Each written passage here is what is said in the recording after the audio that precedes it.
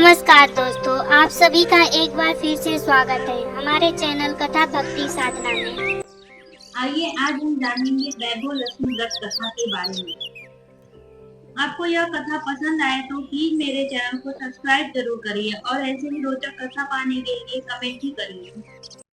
वैभव लक्ष्मी व्रत शुक्रवार के दिन किया जाता है। इस व्रत में देवी लक्ष्मी के अष्ट लक्ष्मी स्वरूप की पूजा की जाती है और व्रत की कथा का पाठ किया जाता है।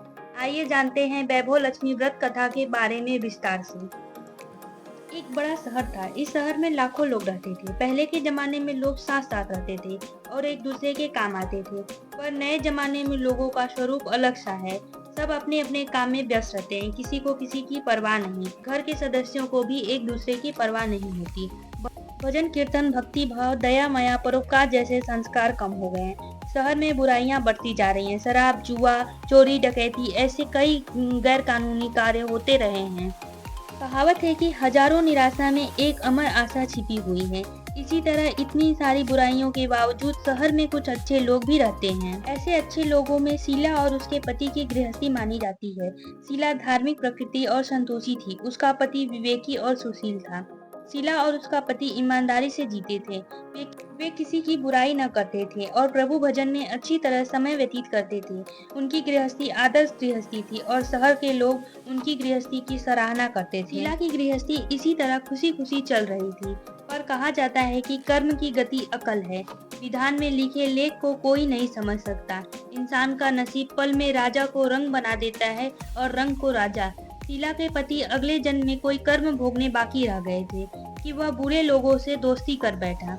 वह जल्द से जल्द करोड़पति होने का ख्वाब देखने लगा, इसलिए वह गलत रास्ते पर चढ़ गया और करोड़पति की बजाय रोडपति बन गया, यानी रास्ते में भटकते भिखारी जैसी उसकी हालत हो गई। शहर में शराब, जुआ, रेस, चरस, गांजा वगैरह कई बुराइयां फैली हुई हैं। उसमें शीला का पति भी फंस गया।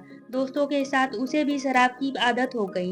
जल्द से जल्द पैसे बनाने के लालच में दोस्तों के साथ रेस, जुआ भी खेलने लगा। इस तरह बचाई हुई धनराशि, पत्नी के गहने सब कुछ रेस जुए में गवा दिया। धीरे धीरे घर में दरिद्रता और भुखमरी फैल गई। सुख से खाने की बजाय 2 वक्त के भोजन के लाले पड़ गए और शीला के पति की गालियां खाने का वक्त आ गया था। शीला सुशील और संस्कारी थी। उसके पति के व्यवहार से उसे बहुत दुख हुआ, किंतु वह भगवान पर भरोसा करके बड़ा दिल रखकर दुख सहने लगी। कहा जाता है कि सुख के पीछे दुख और दुख के पीछे सुख आता ही है, इसलिए दुख के बाद सुख आएगा। ऐसी श्रद्धा के साथ शीला प्रभु के भक्ति में लीन रहने लगी। इस तरह शीला असह्य दुख सहते सहते प्रभु भक्ति में समय बिताने लगी। अचानक एक दिन दोपहर में उसके द्वार पर किसी की आने की दस्तक दी। शीला सोच में पड़ गई कि मुझ गरीब के घर इस वक्त कौन आया। फिर भी द्वार पर आए हुए अतिथि की सत्कार के लिए उन्होंने दरवाजा खोला। देखा तो एक बूढ़ी औरत खड़ी थी। वे बड़ी उम्र की लगती थी, किंतु उसके चेहरे पर अलौकिक तेज निखर रहा था। उनकी आंखों में मानो अमृत बह रहा था। उनका भव्य चेहरा करुण और प्यार से छलक रहा था। उनको देखते ही शीला के मन में अपार शांति छा गई। वैसे शीला इस बूढ़ी औरत को पहचानती नहीं थी, फिर भी उनको देखकर शीला के रोम रोम आनंद से छा गए। शीला ने उस बूढ़ी औरत को आदर से घर में ले आई। घर में बिछाने के लिए कुछ भी न था, अतः शीला ने संकोच से एक फटी हुई चादर पे उन्हें बैठाया। बूढ़ी औरत ने कहा, क्यों शीला, मुझे पहचान नहीं रही हो? शीला ने संकोच से कहा, माँ, आपको देखते ही बहुत खुशी हो रही थी, बहुत शांति हो रही थी। ऐसा लग रहा था कि मैं बहुत दिनों तक जिसे ढूंढ रही थी वे आप ही हैं, पर मैं आपको पहचान नहीं रही हूँ। बूढ़ी औरत हंसकर कहा, क्यों भूल गई? हर शुक्रवार को लक्ष्मी जी के मंदिर में भजन कीर्तन होते हैं, तब मैं वहां आती और हर शुक्रवार को हम मिलते थे। पति के गलत रास्ते पर जाने के बाद शीला बहुत दुखी हो गई। वह दुख के मारे लक्ष्मी जी के मंदिर भी जाना बंद कर दिया। बाहर के लोगों के साथ मिलना जुलने में भी उसे शर्म आने लगा। उसने याददाश्त पर जोर डाला, तब भी बूढ़ी औरत याद नहीं आई। तब बूढ़ी औरत ने कहा, तू लक्ष्मी जी के मंदिर में कितने मधुर भजन गाती थी, अभी अभी तू दिखाई नहीं देती, इसलिए मैंने सोचा कि तू क्यों नहीं आती, कहीं बीमार तो नहीं हो गई। ऐसा सोचकर मैं तुमसे मिलने चली आई। बूढ़ी औरत के अति प्रेम भरे शब्दों से शीला का हृदय पिघल गया। उसकी आंखों में आंसू आ गए। माँ जी के सामने ही वह बिलक बिलक कर रोने लगी। यह देखकर बूढ़ी औरत उनके पास जाकर उनके पीठ पर प्यार भरा हाथ फेरने लगी। बूढ़ी औरत ने कहा, बेटी, सुख और दुख तो धूप और छांव जैसे होते हैं। सुख के पीछे दुख आता ही है, तो दुख के पीछे सुख भी आता है। धैर्य रखो बेटी, और तुम्हें क्या परेशानी है? तुम अपने दुख की बात मुझे सुना, तेरा मन हल्का हो जाएगा। तेरे दुख का कोई उपाय है तो मैं तुम्हें बताऊंगी। बूढ़ी औरत की बात सुनकर शीला के मन में शांति मिली। उसने बूढ़ी औरत से कहा, माँ, मेरी गृहस्थी में भरपूर सुख और खुशियाँ थी। मेरे पति भी सुशील थे। भगवान की कृपा से पैसे की बात में भी हमें संतोष था। हम शांति से गृहस्थी चलाते ईश्वर भक्ति में अपना जीवन व्यतीत कर रहे थे।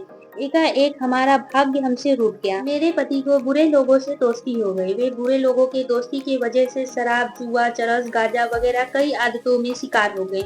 उन्होंने सब कुछ गवा दिया और हम रास्ते के भिखारी जैसे बन गए। यह सुनकर बूढ़ी औरत ने कहा, सुख के पीछे दुख और दुख के पीछे सुख आता ही है। ऐसा भी कहा जाता है कि कर्म की गति न्यारी होती है। हर इंसान को अपने कर्म भुगतने ही पड़ते हैं। इसलिए तू चिंता मत कर। अब तुम्हारे दुख के दिन पूरे होने वाले हैं और सुख के दिन आने वाले हैं। तू तो माँ लक्ष्मी जी की भक्त है। माँ लक्ष्मी जी तो अति प्रेम और करुणा के अवतार हैं। वे अपने भक्तों पर हमेशा ममता रखती हैं। इसलिए तू धैर्य रख के माँ लक्ष्मी जी का व्रत कर। इससे सब कुछ ठीक हो जाएगा। माँ लक्ष्मी का व्रत करने की बात सुनकर शीला के चेहरे पे चमक आ गई। उसने पूछा, माँ लक्ष्मी जी का व्रत कैसे किया जाता है? आप मुझे समझाइए, मैं यह व्रत अवश्य करूंगी। माँ जी ने कहा, बेटी, माँ लक्ष्मी का व्रत बहुत सरल है। इसे वैभव लक्ष्मी व्रत भी कहा जाता है। इस व्रत को करने वाले की सारी मनोकामनाएं पूर्ण होती हैं। वह सुख, समृद्धि और यश की प्राप्ति होता है। ऐसा कहकर माँ जी ने वैभव लक्ष्मी व्रत की विधि कहने लगी। बेटी, वैभव लक्ष्मी व्रत वैसे तो सीधा साधा व्रत है, किंतु कई लोग यह व्रत गलत तरीके से करते हैं, अतः उसका फल नहीं मिलता।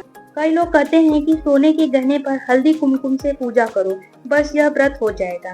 पर ऐसा नहीं। कोई भी व्रत विधि पूर्वक करना चाहिए, तभी उसका फल मिलता है। सिर्फ सोने के गहने पर पूजा करने से फल मिल जाता तो सभी लोग आज लखपति हो जाते। सच्ची बात यह है कि सोने के गहनों की विधि से पूजा करना चाहिए। व्रत का उद्यापन भी विधि से करना चाहिए, तभी यह वैभव लक्ष्मी व्रत का फल देता है। यह व्रत शुक्रवार को करना चाहिए। सुबह में स्नान करके स्वच्छ कपड़े पहनो। सारा दिन मन में जय माँ लक्ष्मी का रट करो।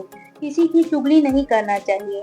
शाम को पूर्व दिशा में मुख करके किसी आसन पर बैठना चाहिए। सामने पाटा रखकर उसके ऊपर रुमाल रखो। रुमाल पे चावल का छोटा सा ढेर करो। उस ढेर पर पानी से भरे तांबे का कलश रखो। कलश पर एक छोटी कटोरी रखो।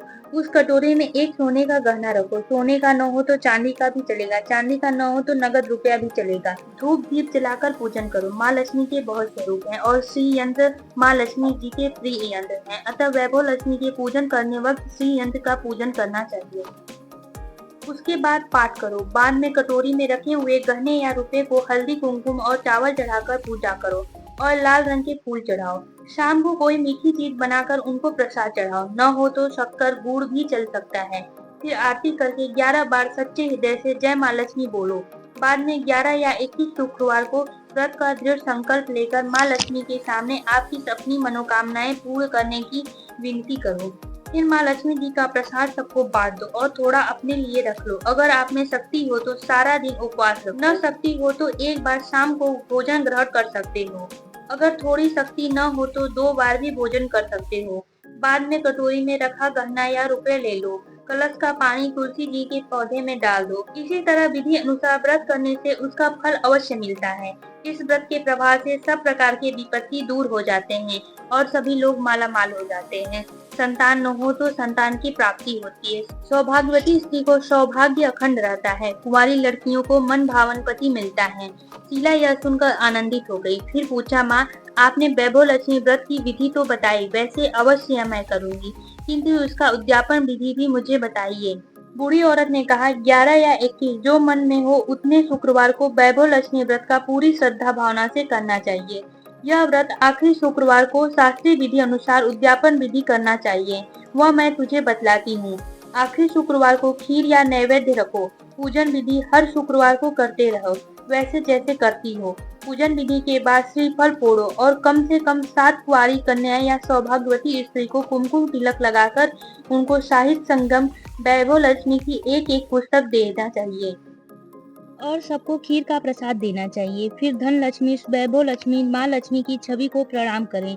माँ लक्ष्मी के यह स्वरूप वैभव देने वाला है। प्रणाम करके मन ही मन भावुकता से माता से प्रार्थना करें कि हे माँ लक्ष्मी, हे माँ वैभव लक्ष्मी, मैं सच्चे हृदय से आपका वैभव लक्ष्मी व्रत पूर्ण किया है। हे माँ, हमारी सारी मनोकामनाएं पूर्ण करें, सबका कल्याण करें, जिसको संतान न हो उसे संतान दे, सौभाग्यवती स्त्री का सौभाग्य अखंड रहे, कुंवारी कन्याओं के मन भावन पति दे और जो भी वैभव लक्ष्मी व्रत करे उसकी सारी विपत्ति दूर हो जाए, सभी को सुखी प्रदान करे। हे माँ लक्ष्मी, आपकी महिमा अपरंपार है।